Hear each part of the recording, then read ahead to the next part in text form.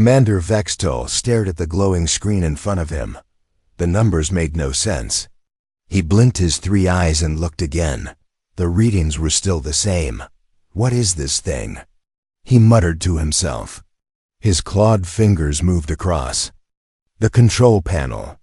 The monitoring station was quiet except for the soft hum of machines. It was another boring day at the edge of Zorvek space until this strange signal appeared. The object was moving fast, too fast. Nothing should be able to move that quickly through space. Vextol had been watching the borders of the Zorvak Empire for 20 years. He knew what asteroids looked like on his screens. He knew what enemy ships looked like too. This was different.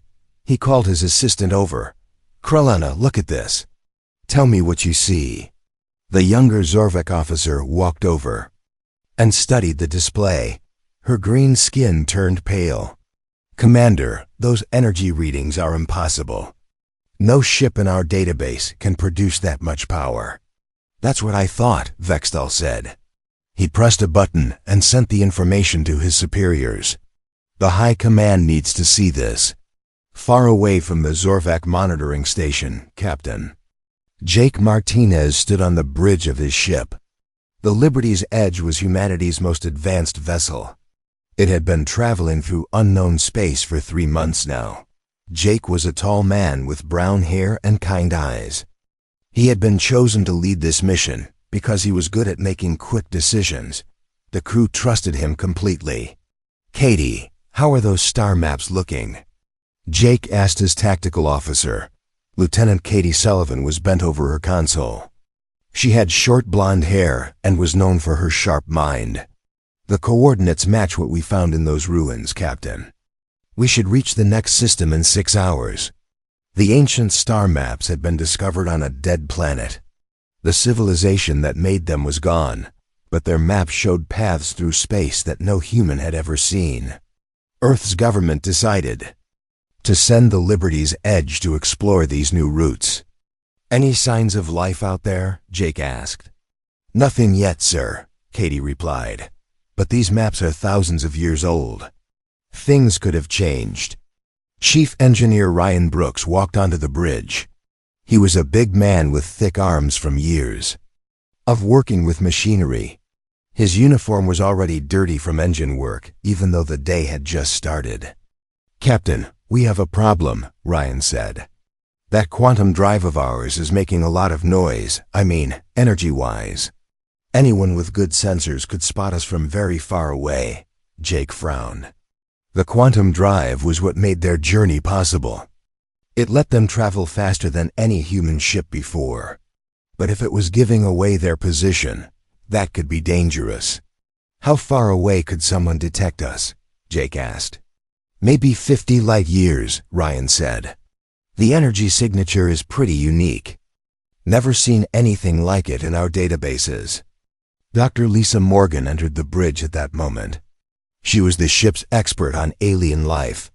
Lisa was a small woman with red hair and bright green eyes. She carried a data pad everywhere she went. "Did someone say energy signature?" Lisa asked. "Because I've been picking up some interesting scanner sweeps for the past hour." Jake turned to face her. "Scanner sweeps? From where?" "That's the question," Lisa said, looking at her data pad. "The patterns are very organized, very advanced. Someone is definitely looking for us." The bridge became quiet. Everyone knew what this meant. They had found aliens. Or the aliens had found them. "Aria, give me a full sensor sweep," Jake ordered. The ship's artificial intelligence responded immediately. Aria's voice was calm and female. The crew had named her after an old Earth opera. "Captain, I detect multiple scanning attempts from an unknown source. The scans are sophisticated and appear to be military in nature. I estimate at least 3 vessels are actively searching this area." Katie looked up from her station. "Captain, should we try to contact them?" "Not yet," Jake said. "Lisa, what do you think? Are they friendly?" Dr. Morgan studied her readings. "The scanning pattern suggests they're being very careful. That could mean they're peaceful. Or it could mean they're planning something. Ryan spoke up. Captain, if we're going to run, we need to do it now. The quantum drive needs time to charge up for a long jump. Jake thought carefully. The Liberty's Edge carried 200 people. They were scientists, engineers, and explorers. They were not soldiers, but they were far from home, and there was no way to call for help. Arya, are those ships moving toward us? Jake asked. Affirmative, Captain. 3 vessels have changed course and are approaching our position. They will intercept US in approximately 4 hours. The captain walked to his command chair and sat down. He had to make a choice that would affect everyone on his ship. Meanwhile, back at the Zorvek monitoring station, Commander Vextel was getting very excited. The High Command had sent him new orders. A full battle fleet was being prepared. Krillina. Patch me through to Admiral Kethmer, Vextel said. The Admiral's face appeared on the screen. Kethmer was an old warrior with scars across his face. He had conquered many worlds for the Zorvek Empire. Commander, tell me about this unknown vessel, Kethmer said. Admiral, it's unlike anything we've seen. The energy output suggests advanced technology, but there's only one ship. One ship? Kethmer laughed. Probably scouts for a larger fleet. We'll capture them and find out where they come from. Then we'll add another species to our empire. Vextel nodded. The Zorvek Empire had been expanding for centuries. They had conquered dozens of worlds and enslaved many different alien races. One more would not be difficult. How long until we intercept them? The Admiral asked. They're moving into Sector 7. We can surround them there. Good. Prepare the ion cannons. We want prisoners, not wreckage. Back on the Liberty's Edge, Jake had made his decision. He called his senior officers to the bridge. We're going to make contact, he announced. But we're going to be ready for anything. Ryan, I want the engines ready for emergency jump. Katie, prepare defensive systems. Lisa, start working on a communication system. Lieutenant Commander Steve Adams joined them on the bridge. He was the ship's communication expert.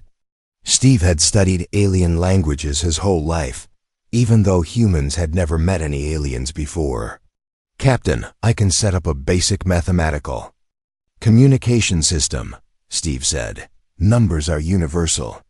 We can start with simple concepts and build from there. Do it, Jake ordered, but keep it simple. We don't want to seem threatening. Dr. Morgan was studying her sensors. Captain, those ships are big, much bigger than us. And there are more coming. I count at least 12 vessels now. 12? Katie said. Captain, we're outnumbered. Maybe they're just being careful, Jake said. If I found an unknown ship in human space, I'd send plenty of backup too. Ryan shook his head. Captain, my gut tells me these aren't the friendly type. The way they're positioning themselves looks like a military formation. We'll know soon enough, Jake said. Steve, start broadcasting. Let them know we come in peace. As the Liberty's Edge continued deeper into Zorvak space, both sides prepared for humanity's first contact with an alien civilization. Neither side knew how much this meeting would change the galaxy forever. The Zorvak ships moved into position, like hunters surrounding their prey. They had done this many times before with other species. They expected this encounter to end the same way all the others had, with complete victory for the Empire. But humanity was different. The crew of the Liberty's Edge carried something the Zorvak had never encountered before. They carried the human spirit of freedom, creativity, and stubborn refusal to give up. The stage was set for a confrontation that would shake the foundations of the galaxy's most powerful empire. The space between the two fleets was empty and cold. Captain Jake Martinez stood on his bridge, watching the alien ships on his screen. They were massive compared to the Liberty's Edge. Each one looked like it could destroy his ship with a single shot.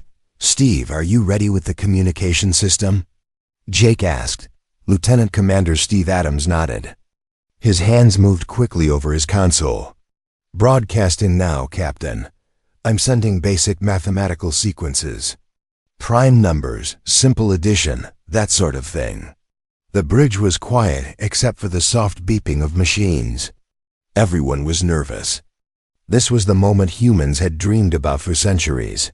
First contact with alien life. Anything coming back? Jake asked. Yes, sir, Steve said. They're responding. But it's not what I expected. Dr. Lisa Morgan moved closer to Steve's station. What are they saying? Steve's face went pale. I think I understand some of it. They're using symbols that repeat. It looks like they're giving us orders. Orders? Katie Sullivan asked from her tactical station. What kind of orders? The same symbols keep appearing, Steve said. Based on the patterns, I think they're telling us to surrender. Jake felt his stomach drop. Are you sure? Getting more confident. By the minute, Captain. They're not trying to have a conversation. They're making demands. Admiral Kethmer stood on the bridge of his flagship. He was surrounded by his officers, all of them eager for another easy victory. The Zorvak had perfected the art of conquest over many centuries. Have they responded to our demands? Kethmer asked.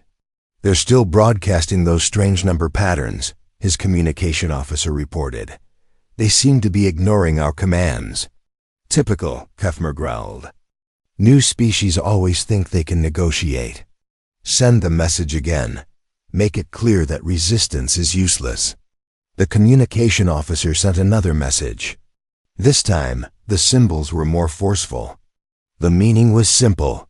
Surrender now or be destroyed. Back on the Liberty's edge, Steve was working frantically to decode the alien language. Captain, I'm getting better at reading their symbols. This latest message is definitely a threat. What exactly are they saying? Jake asked. Something about submission to their empire. They want us to give up our ship and our crew. They're calling us servants. Dr. Morgan stepped forward. Captain, maybe we can still work this out. Let me try to send a peaceful message. Show them. We're explorers, not warriors. Do it, Jake said. But everyone stay ready. Lisa worked with Steve to create a new message. They sent pictures of stars and planets. They showed mathematical formulas for peaceful concepts. They tried to explain that humans were explorers seeking knowledge. The response came back quickly. It was the same demand for surrender, but this time with more threatening symbols. They're not interested in peace, Steve said sadly. They want us to become their slaves. Admiral Kethmer was getting impatient. They're still sending those ridiculous messages. Don't they understand we're offering them the chance to live? His tactical officer spoke up. Admiral, maybe we should just disable their ship and take them prisoner.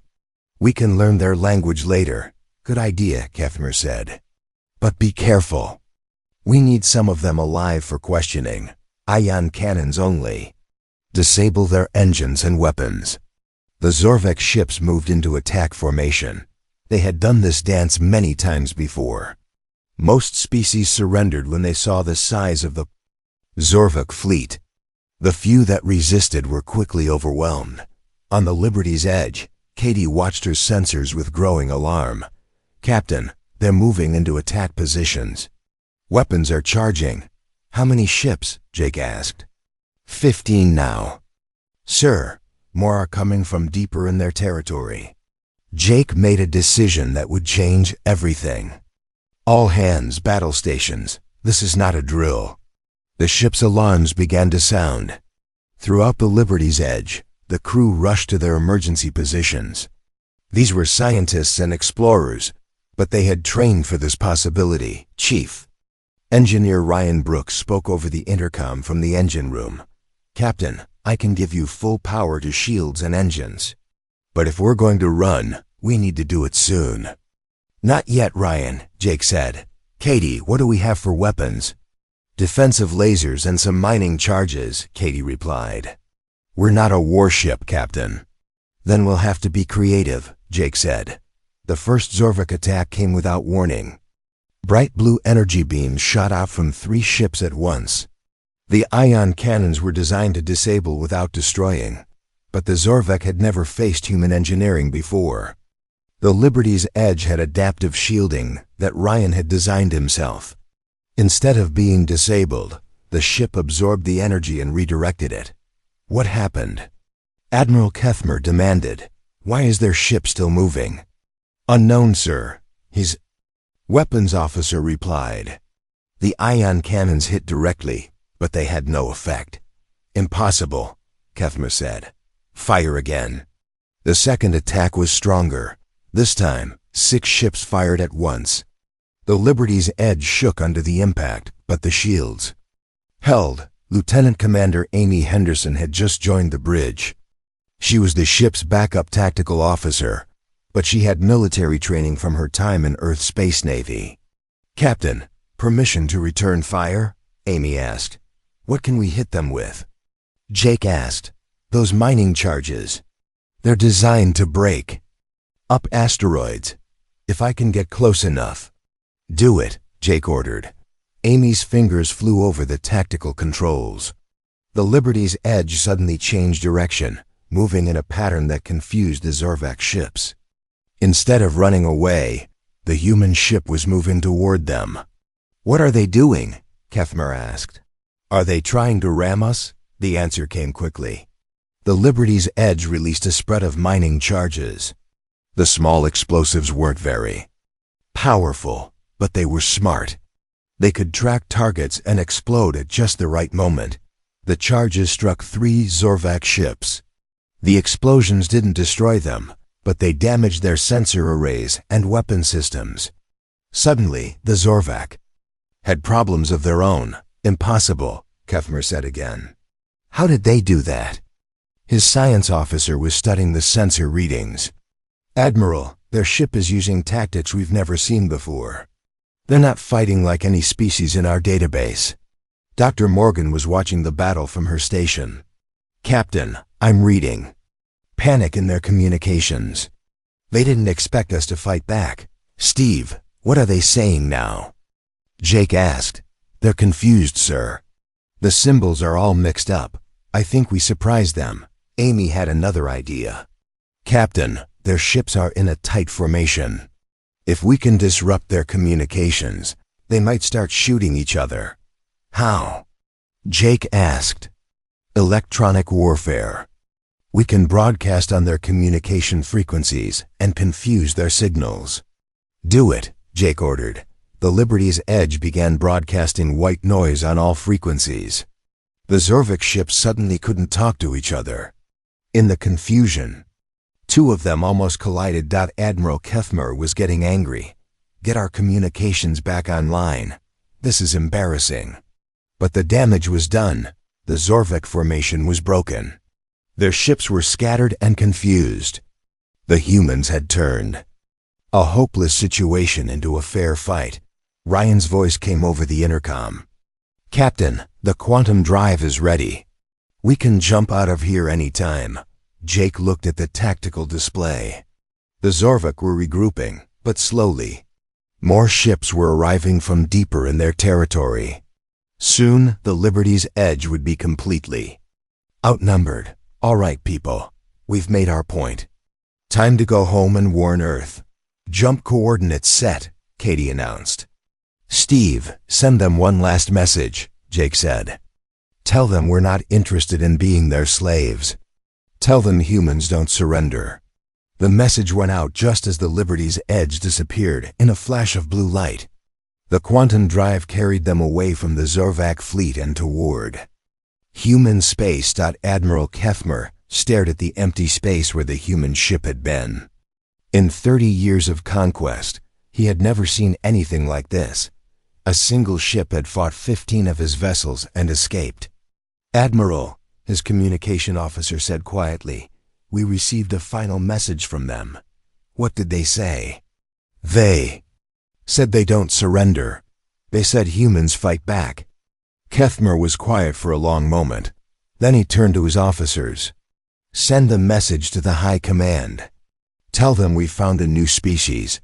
Tell them they're dangerous. Dangerous? His science officer asked. It was only one ship. That's what makes them dangerous, Kethmer replied. They didn't run when they saw our fleet. They didn't surrender when we demanded it. They fought back with weapons that shouldn't have worked against us. As the Zorvak fleet returned to their base, the admiral couldn't stop thinking about the human ship. Every other species had been easy to conquer. They had either surrendered immediately or been quickly defeated. But humans were different. They had fought with intelligence and creativity. They had turned their weaknesses into strengths. They had escaped when escape seemed impossible. For the first time in his career, Admiral Kethmer wondered if the Zorvak Empire had finally met their match. The thought both excited and terrified him. The Liberty's Edge raced through space toward Earth, carrying news that would change everything. Humanity was no longer alone in the universe. And their new neighbors were not friendly. The war between humans and the Zorvak Empire had begun. 6 months had passed since the Liberty's Edge escaped from the Zorvak fleet. In that time, both sides had been very busy preparing for what everyone knew would come next. Supreme Admiral Zarthok stood on the bridge of his massive flagship, Eternal Dominion. He was the most feared military commander in the Zorvak Empire. His ship was 3 times larger than any other vessel in the fleet. How many ships do we have? Zarthok asked his fleet captain. 300 warships, Supreme Admiral, came the reply. The largest battle fleet ever assembled by the Empire. Zarthok nodded with satisfaction. The High Command had given him unlimited resources to deal with the human problem. They wanted this new species crushed before they could become a real threat. And you're sure this is where we first encountered them? Zarthok asked. Yes, sir. Our records show the human vessel was detected at these exact coordinates. The Supreme Admiral looked out at the stars. Somewhere out there was the species that had embarrassed Admiral Kethmer. 300 ships should be enough to handle whatever the humans could throw at them. Begin the search, Zarthok ordered. Find their colony. Find their base. Find anything that belongs to them. What the Zorvak found instead made them question everything they thought they knew about warfare. The Liberty's Edge was waiting for them, but this was not the same ship that had fled 6 months ago. Admiral Jake Martinez, recently promoted after his report to Earth Command, stood on a bridge that had been completely rebuilt. Are you sure about this, Jake? Asked his old friend Colonel Dan Phillips. Dan was a Marine commander who had volunteered for this mission. 300 ships is a lot, even for us.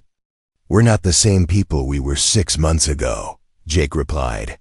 And this isn't the same ship. He was right. The Liberty's Edge had been transformed during its journey back to Earth. The peaceful exploration vessel was now a weapon of war. Designed specifically to fight the Zorvak Empire, Chief Engineer Ryan Brooks had worked day and night to upgrade every system. The ship now had weapons that could punch through the strongest armor.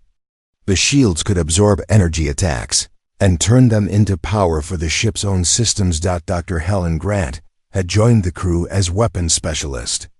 She was a small woman with gray hair, but she understood destruction better than anyone alive. Her new Ragnarok missile system could track multiple targets and adapt to enemy defenses. Ryan, how are the new systems? Jake asked over the intercom. Everything's running perfectly, Captain, Ryan replied from the engine room. The new quantum drive is twice as powerful as the old one. And those weapon systems Dr. Grant designed are ready to go. Lieutenant Commander Pat Kelly was the new communication officer. She was monitoring Zorvak radio traffic from her station. Admiral, the enemy fleet is spreading out to search for us. They're not being very careful. Good, Jake said. That's exactly what we want. Major Chris Walker was studying the tactical display. He was Jake's new strategic advisor, brought in specifically to fight the Zorvak. They're using the same formation patterns as last time. They haven't learned anything, Jake smiled. That's their first mistake. The battle began when a Zorvak scout ship detected the Liberty's edge. The alien vessel immediately sent a message to the main fleet. Within minutes, the entire armada was moving toward the human position. Supreme Admiral Zarthok was excited. Finally, how many human ships are there? Just one, sir, his sensor officer reported. The same vessel that escaped. From Admiral Kethmer. One ship? Zarthok laughed. They're either very brave or very stupid. All ships, attack formation. Let's finish this quickly. The Zorvak fleet moved in like a giant wave. 300 ships against one. The odds seemed impossible, but humans had spent 6 months learning everything they could about Zorvak tactics. They knew how the aliens fought. They knew their weaknesses. And they had prepared accordingly. Here they come, Lieutenant Katie Sullivan announced from her tactical station. She had stayed with the ship through all the modifications. All weapons systems ready. Pat, start jamming their communications, Jake ordered. Chris, begin pattern alpha. The Liberty's edge suddenly disappeared from Zorvak sensors. The ship's new stealth system, designed by Dr. Grant, made it invisible to enemy detection. Where did they go? Zarthok demanded. Unknown, sir, his sensor officer replied. They just vanished. The first Ragnarok missile struck the Zorvak flagship without warning. The explosion tore through the ship's side armor like paper. Alarms began screaming throughout the Eternal Dominion. What was that? Zarthok shouted. Before anyone could answer, 12 more missiles struck different ships in the fleet. Each explosion was perfectly placed to cause maximum damage. The Zorvak formation began to break apart. There, shouted a sensor operator. I see them. The Liberty's edge had appeared behind the Zorvak fleet. It was moving at incredible speed, firing weapons that seemed to appear from nowhere. All ships, turn and engage, Zarthok ordered. But the human ship was already gone again. It reappeared on the other side of the fleet, launching another wave of missiles. This time, the targets were the Zorvak command ships. They're targeting our leaders, Major Walker observed. Classic disruption tactics. The Zorvak fleet was in chaos. Ships were turning in different directions, trying to find an enemy that kept disappearing and reappearing. Their communications were jammed. Their sensors were confused. Ryan, how are the engines holding up? Jake asked. Like a dream, Admiral, Ryan replied. This new drive system is amazing. We can keep this up all day. Dr. Grant was monitoring her. Weapon systems.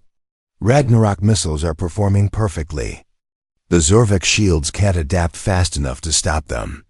The battle turned into a deadly game of hide and seek. The Liberty's edge would appear, strike hard, and vanish before the Zorvak could respond. Each attack was precisely planned to cause maximum confusion. They're fighting like ghosts, one Zorvak captain reported to his admiral. We can't hit what we can't see. Supreme Admiral Zarthok was furious. His massive fleet was being picked apart by a single enemy ship. Lock all weapons on their last known position. Fire everything. The space around the Liberty's edge erupted in energy beams and explosions. But the human ship was no longer there. It had moved to attack the Zorvak supply ships. They're destroying our support vessels, Zarthok's tactical officer reported. Without those ships, we can't maintain our weapons and shields. The Supreme Admiral realized he was losing the battle. His 300 ships were being outfought by one human vessel. It was impossible, but it was happening. Sir, his communication officer said quietly, we're receiving surrender demands from the human ship. Surrender demands? Zarthok couldn't believe it. They want us to surrender? Pat Kelly was broadcasting on all Zorvak frequencies. This is Admiral Martinez of the human vessel Liberty's Edge. You are ordered to withdraw from human space immediately. Any ship that does not comply will be destroyed. The message was being sent in perfect Zorvak language. The humans had learned to speak their enemy's tongue. How do they know our language? Zarthok demanded. Unknown, sir, his officers replied. The truth was that Steve Adams and his team had spent months studying every Zorvak transmission they could find. They had broken the alien language completely. Admiral, Chris Walker said, we've destroyed or disabled 40% of their fleet. They're starting to retreat. Jake watched the tactical display. The Zorvak ships were indeed pulling back. The massive fleet that had come to destroy humanity was falling apart. Let them go, Jake ordered. But keep targeting any ship that doesn't retreat fast enough. Supreme Admiral Zarthok had no choice. His fleet was beaten. His ships were scattered. His reputation was destroyed. All ships withdraw, he ordered. Return to base immediately. As the Zorvak fleet limped away, Jake felt a mixture of pride and sadness. They had won the battle, but he knew this was just the beginning. Pat, send a message to Earth Command, Jake said. Tell them the Zorvak know we're not going to be easy to defeat. What about the Zorvak? Katie asked.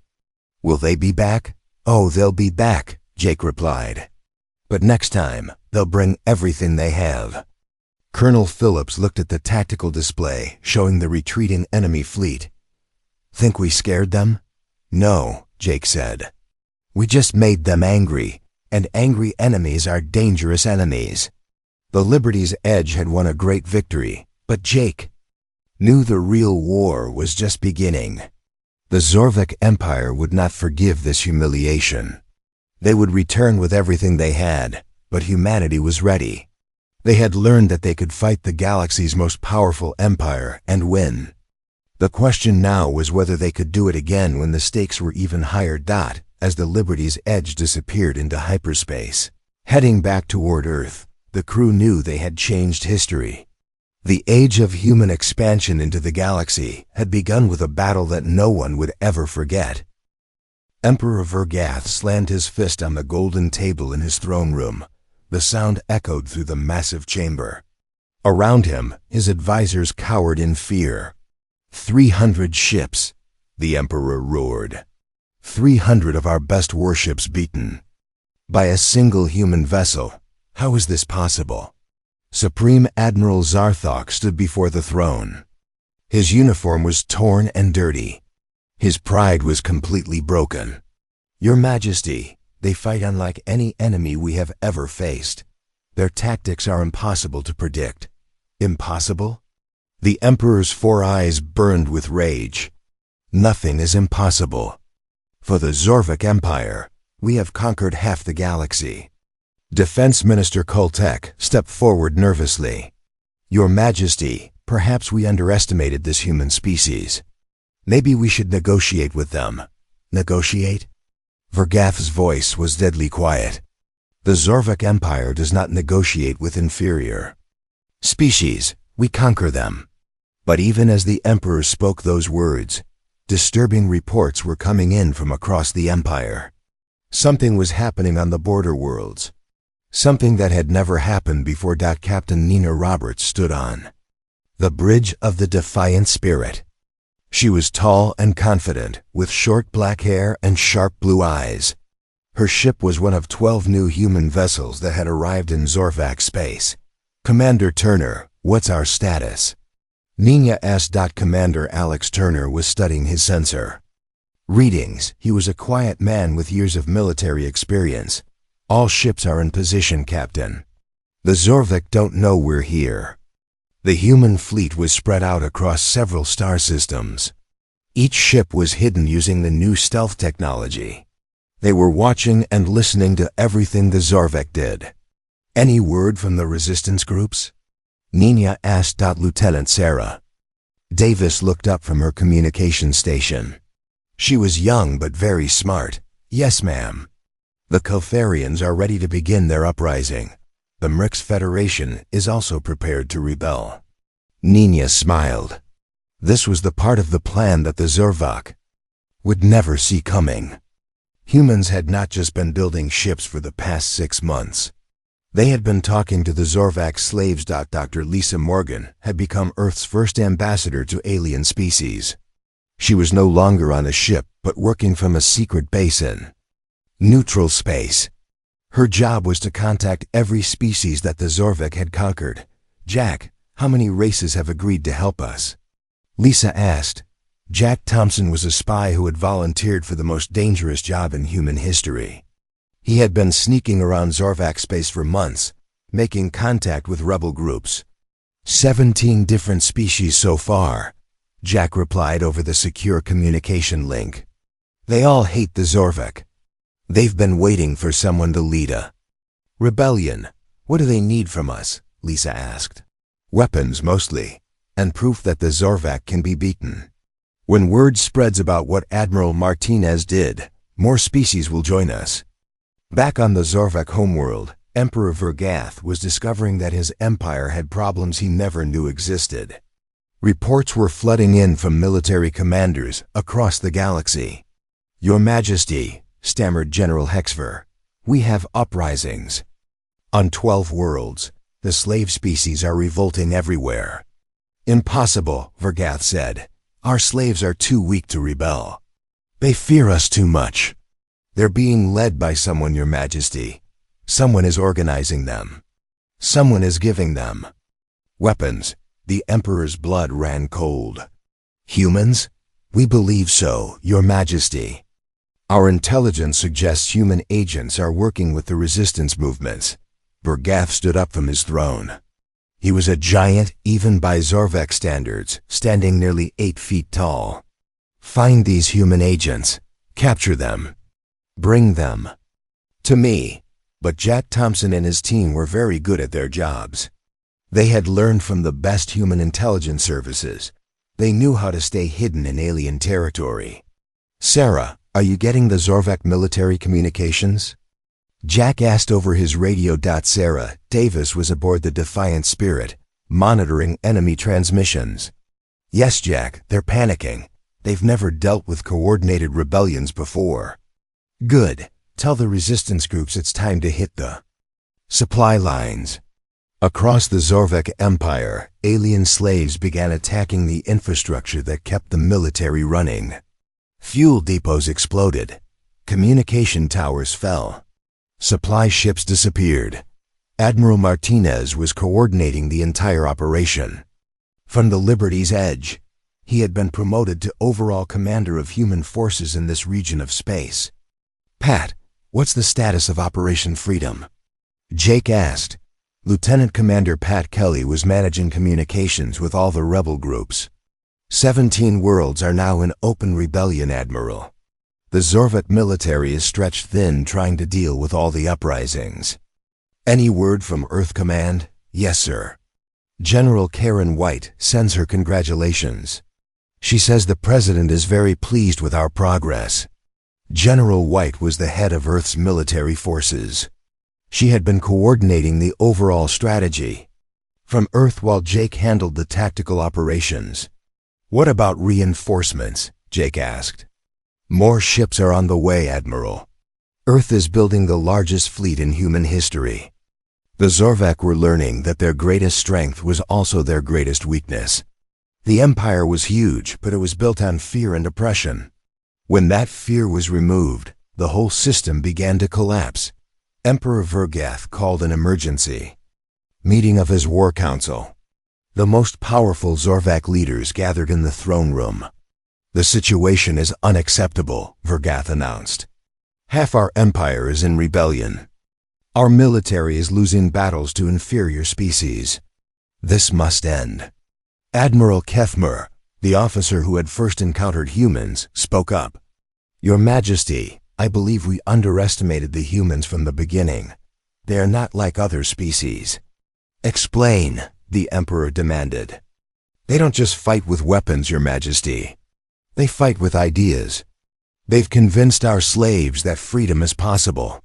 Defense Minister Koltek added, "They've also shown our slaves that we can be defeated.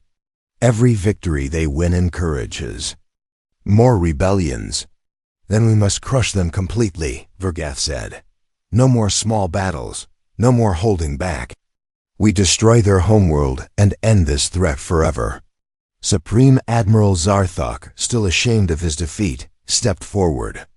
"Your Majesty, I request permission to lead a final assault on the human homeworld.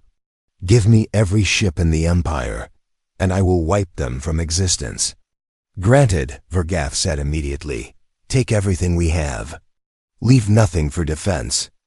End this human problem once and for all." Dr. Morgan received the intelligence about the Zervak's plan within hours. Jack Thompson's spy network was very effective. "Lisa, you need to warn Earth immediately," Jack said over the secure channel. "They're sending everything to attack the human homeworld." "How many ships?" Lisa asked. "Every warship in the Zorvak Empire. Thousands of vessels. It will be the largest fleet ever assembled." Lisa immediately contacted Admiral Martinez. "Jake, the Zorvak are planning a final attack on Earth itself. How long do we have?" Jake asked. "Maybe 2 weeks. They're gathering ships from all across the Empire." Jake felt his stomach tighten. Earth had defenses, but nothing that could stop thousands of Zorvak warships. "Lisa, continue working with the resistance groups. We need every rebellion we can get. If the Zorvak are pulling ships from everywhere, their planets will be almost defenseless." "What about Earth?" Lisa asked. "Let me worry about that," Jake said. "We've got a few surprises of our own." Captain Roberts and the other human ship commanders received their new orders within hours. The plan was bold and dangerous, but it was their only chance. "Alex, signal the fleet," Nino ordered. "We're going to hit every major Zorvak military base at the same time." "All of them?" Commander Turner asked. "That's dozens of targets." "That's the idea. We keep their attention focused out here while Earth prepares for the main attack." Meanwhile on Earth, General White was mobilizing every ship and weapon the planet had. The orbital defense platforms were being upgraded with the latest technology. Every military officer on the planet was being called to duty. "How many ships can we muster?" the President asked during an emergency meeting. 200 warships, Mr. President," General White replied. "Plus the orbital defenses and ground-based weapons. Will it be enough against thousands of Zorvak ships?" "Probably not, but Admiral Martinez has a plan." The President looked worried. "What kind of plan?" "The kind that only works if you're willing to risk everything," General White said. "But it's the only chance we have." As both sides prepared for the final battle, one thing was clear. The outcome would determine not just the fate of humanity, but the future of every species in the galaxy. The Zorvak Empire had ruled through fear for centuries. But humans had shown the galaxy that fear could be overcome. Now it was time to prove that freedom was worth fighting for, no matter what the cost. The greatest battle in galactic history was about to begin.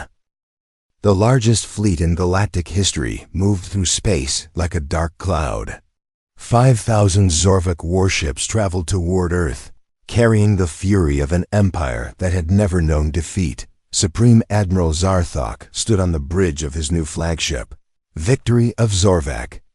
This ship was even larger than the Eternal Dominion. It carried enough firepower to destroy entire planets. "How long until we reach the human homeworld?" Zarthok asked. 6 hours, Supreme Admiral, his navigation officer replied. "Our scouts report heavy defenses around the planet, but nothing we cannot handle." "Good," Zarthok said. "Today we end the human threat forever. Today the galaxy learns that no one challenges the Zorvak Empire." But as the massive fleet approached Earth, they had no idea that their empire was falling apart behind them. Captain Nina Roberts watched from her bridge as explosions lit up the sky above the Zorvak military base on Kelvin Prime. Her ship, the Defiant Spirit, had just finished destroying the planet's main defense grid. "Target destroyed, Captain," reported Commander Alex Turner. "The base is completely disabled." "Any casualties on our side?" Nina asked. "None, ma'am. The Keltharian rebels provided perfect intelligence about their weak points." This was happening on dozens of worlds across the Zorvak Empire. Human ships, working with local rebels, were destroying military bases that had been left almost defenseless. Dr. Lisa Morgan coordinated the rebellion from her secret command center. Her screens showed uprisings on over 50 worlds. The Zorvek Empire was burning from within. "Jack, what's the status of the Mrix Federation?" Lisa asked. Jack Thompson was leading rebels on one of the most important Zorvek worlds. "We've taken control of their weapons factories, Lisa. The Zorvek won't be building any new ships for a long time." "Excellent. What about the other resistance groups?" "They're all following the plan perfectly. By the time the Zorvek realize what's happening, their empire will be gone." Meanwhile, Earth prepared for the battle of its life. General Karen White stood in the command center deep beneath the planet's surface. Every military leader on Earth was with her. "Status report," General White ordered. "All orbital defense platforms are online," reported Colonel Dan Phillips. "Ground-based weapons are ready. The fleet is in position." Admiral Jake Martinez appeared on the main screen. He was aboard the Liberty's Edge, now leading a fleet of 200 human warships. "Jake, are you ready?" General White asked. "As ready as we'll ever be, General. But remember, this isn't just about winning the battle. It's about what happens after." "I know," General White said. "The whole galaxy is watching." The Zorvek fleet arrived at Earth like an avalanche. 5,000 ships spread out around the planet, blocking all escape routes. It was the most terrifying sight in human history. "All human vessels, surrender immediately," came the broadcast from the Zorvek flagship. "Your resistance is useless. Submit to the Zorvek Empire, and your deaths will be quick." Admiral Martinez responded from the Liberty's Edge. "This is Admiral Martinez of the Human Defense Fleet. We will never surrender. If you want Earth, you'll have to take it." Supreme Admiral Zarthok laughed when he heard the human response. 200 ships against 5,000. "They're brave, I'll give them that. All ships, begin the attack." The space around Earth erupted in weapons fire. The Zorvek ships unleashed everything they had, filling the void with deadly energy beams and missiles. But the humans were ready. The orbital defense platforms, designed by Dr. Helen Grant, absorbed the enemy fire and redirected it back at the attackers. The Zorvek found themselves being hit by their own weapons. "What's happening?" Zarthok demanded. "Why are our weapons not working?" "The humans have some kind of new shield technology," his science officer reported. "Our energy is being turned against us." Admiral Martinez smiled as he watched the confused Zorvek fleet. "Caddy, begin pattern Omega." Lieutenant Katie Sullivan, now his fleet tactical coordinator, sent the signal to all human ships. Suddenly, the entire human fleet disappeared from Zorvak sensors. Where did they go? Zarthok shouted. The answer came in the form of explosions. Throughout the Zorvak fleet, the human ships had not disappeared. They had activated their stealth systems and were attacking from all directions at once. Captain Roberts and the Defiant Spirit struck at the Zorvak command ships. Commander Turner targeted their communication arrays. Each human ship had specific objectives designed to create maximum confusion. "Admiral," Major Chris Walker reported from his tactical station, "the Zorvak fleet is breaking formation. They can't coordinate their attacks." "Perfect," Jake said. "Ryan, give me full power to weapons." Chief Engineer Ryan Brooks, now overseeing the engines of the entire human fleet, sent power surging through every ship. The human vessels began moving faster and hitting harder than ever before. Dr. Grant's weapon systems were working perfectly. The Ragnarok missiles found their targets with deadly accuracy. Each shot disabled multiple Zorvak ships, but the real surprise came when Admiral Martinez activated the final part of his plan. "Lisa, it's time," Jake said over the secure communication channel. "Understood," Dr. Morgan replied from her command center. "All rebel fleets, attack now." Across the galaxy, the species that the Zorvak had enslaved for centuries revealed their own fleets. Ships built in secret, weapons hidden for generations, all waiting for this moment. The Keltharians attacked Zorvak supply lines. The Mrix Federation struck at communication centers. Dozens of other species joined the fight, each one targeting the infrastructure that kept the Empire running. Supreme Admiral Zarthok received the reports with growing horror. Our entire empire is under attack. Every world, every base, every supply depot. Should we return to defend our territory? His fleet commander asked. No, Zarthok said grimly. If we don't destroy Earth now, this rebellion will spread everywhere. We finish this fight. But the Zorvek fleet was already falling apart. Without coordination from their homeworld, without supplies from their bases, the massive armada was just a collection of isolated ships. Admiral Martinez, came a transmission from the lead Zorvek ship. This is Admiral Kovacs. I challenge you to single combat. Winner takes everything. Jake looked at his officers. Admiral Kovacs was Zarthok's replacement, a fanatic who believed the Zorvek were superior to all other life forms. Jake, don't do it, General White warned over the communication link. It's obviously a trap. Maybe, Jake said. But sometimes you have to take risks for the greater good. The two flagships faced each other in the space above Earth. The Zorvak ship was enormous, bristling with weapons. The Liberty's Edge looked tiny by comparison. Human, Kovacs broadcast. Prepare to die for your arrogance. The battle between the two ships was fierce, but brief. The Liberty's Edge used every trick Jake had learned in months of fighting. The ship dodged and weaved, striking at weak points and avoiding the Zorvak's heavy weapons. Dr. Grant's systems found the critical flaw in the Zorvak flagship's design. A single well-placed shot penetrated the ship's main reactor. The explosion could be seen from Earth's surface. Admiral Kovacs' death broke the spirit of the Zorvak fleet. Ship after ship began surrendering or fleeing. The mighty armada that had come to destroy humanity was defeated. All Zorvak vessels, Jake broadcast. This is Admiral Martinez. You are ordered to surrender immediately. The Zorvak Empire is finished. Most of the alien ships complied. Those that tried to flee found their way blocked by the arriving rebel fleets from across the galaxy. In the aftermath of the battle, representatives from dozens of species gathered at Earth. Dr. Morgan, now humanity's chief diplomat, worked to establish a new order for the galaxy. The age of empires is over, she announced to the assembled delegates. From now on, all species will be free to govern themselves. Admiral Martinez was offered the position of Supreme Commander of the new Galactic Defense Alliance. The organization's mission was simple: prevent any species from conquering others. We're not here to rule, Jake explained to the delegates. We're here to make sure everyone stays free.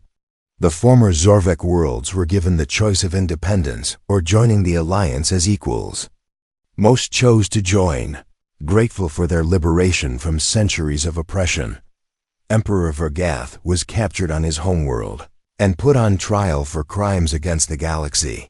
The species he had enslaved testified about the horrors they had endured. You have doomed the galaxy to chaos, Vergath said during his trial. Only the strong should rule the weak. The strong should protect the weak, Jake replied. That's what makes us different from you. Captain Roberts was promoted to Admiral and given command of the exploration fleet. Her mission was to search for other oppressed species and offer them freedom. There's a whole galaxy out there, she said as her fleet prepared to depart. Who knows what we'll find? Dr. Grant established the first interspecies university, where beings from across the galaxy could learn from each other. Her first lesson was simple: diversity makes us stronger. Every species has something to teach, she told her students. The key is being willing to learn. The Liberty's Edge was retired to a place of honor above Earth, but Jake knew that humanity's greatest adventures were still ahead. We started as explorers, he said at the retirement ceremony. We became warriors when we had to. But our destiny is to be teachers, showing the galaxy that freedom is worth any sacrifice.